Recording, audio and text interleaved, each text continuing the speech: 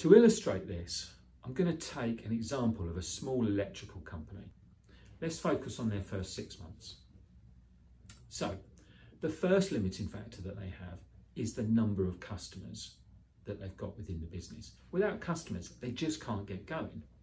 But they realise that because they've got to fund the wages for their staff and also the materials that they're buying, that as soon as they've got enough customers, their limiting factor is going to then be their cash flow. What they've also realised is that if they can get the customers and sort the cash flow, then very quickly they're going to have a staff problem. At the very start of the business, all of the work is going to be done by the owner, but his time is going to run out quickly. So they're soon going to be needing to employ people. So this is what they would do in period 1. They'd spend 60% of their time working on their marketing and sales, doing whatever they need to do in order to get new business in. But they'd be spending 30% of their time on organising funding and also creating robust credit control systems. It's amazing how many people think that just getting the invoice out of the door is going to pay the bills.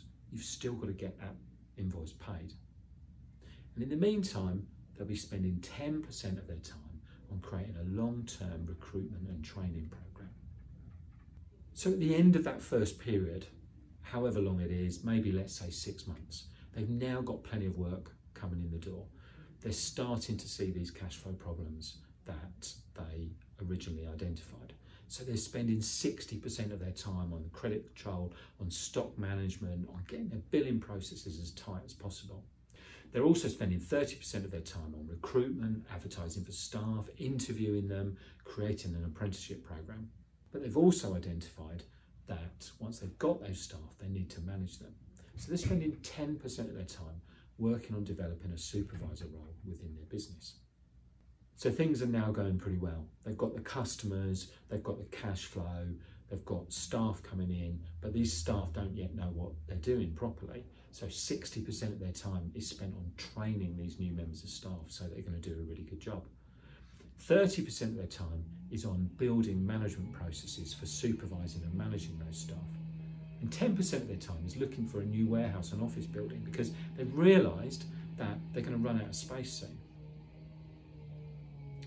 And then they move on to the next stage.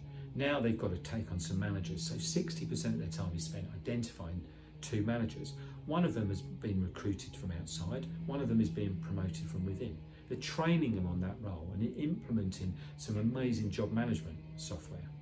Now they've got to be working really hard on these new premises that they need to sort. So 30% of their time is organising the funding, negotiating purchase of those new premises. But what they can see on the horizon is what the next challenge is going to be. So the owner of the business is spending 10% of his time reading, attending leadership courses, maybe watching one of our videos. And we move on to the next stage. 60% of their time is now spent organising this premises move and all the consequences that come from moving premises. 30% of the time is being spent on writing a strategic plan about the future of the business to present to the team so they're all on board. 10% of the time is now going to be spent on developing a new sales and marketing plan, because with these big premises, with all these staff, with all these new overheads, they now need to grow their turnover to a higher level. And you'll see that we've come round in a circle now. But by growing the business in that way and having 3 issues at a time that you're working on, rather than it being stop-start, what you'll see is that the growth worm will look a little bit more like this. The end result is a much faster rate of growth than would otherwise be the case. Thank you for watching this video. If you like what you've heard, maybe you'd like us to help you. There's quite a few different ways that we can. If your business is in its early stages, one of the things that we can do is run a session with you called the 10 Vital Ingredients for a Successful New Business. If your business is already growing and you feel like you're starting to lose control, we can help you put some amazing management information systems in place to provide you with the information that you need to make high quality decisions. If you feel that you're stuck on one of those plateaus, we can run a strategic planning day with you. Strategic planning days are some of the most interesting days of work that I've done in my career. We have one business in there, all the decision makers in that business, even if it's just you, maybe you and your spouse, or maybe your whole management team. We start off by talking about where everybody would like the business to be in 5 years' time. I'll ask you where it is now. And then we work our way through all the different things that you're going to need to do to get from where you are now to where you want to be.